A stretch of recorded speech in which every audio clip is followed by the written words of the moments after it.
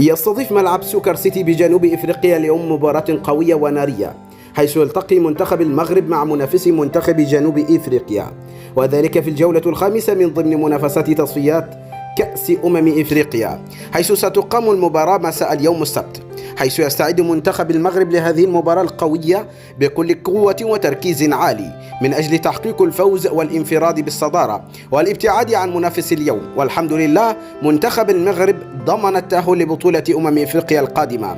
وإليكم تشكيل منتخب المغرب المتوقع اليوم أمام جنوب إفريقيا.